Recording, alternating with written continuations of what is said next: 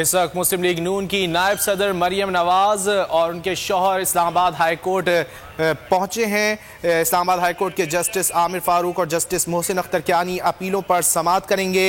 Avenfield reference में सज़ा के खिलाफ अपीलों पर समाअत अब से कुछ देर बाद होगी। इस्लामाबाद हाई कोर्ट के मनाजिर आप बोलियों की स्क्रीन पर देख सकते हैं। मरियम नवाज और captain retired Safdar Islamabad high court के रूबरू आज पेश होंगे। गुज़िश्ता समाअत पर मरियम नवाज के वकील इरफान कादिर की दरख्वास्त पर बगैर कार्रवाई के समाअत को मुलतवी कर दिया गया था। अब से कुछ देर कबल मरियम नवाज इस्लामाबाद हाई कोर्ट पहुंच गई हैं।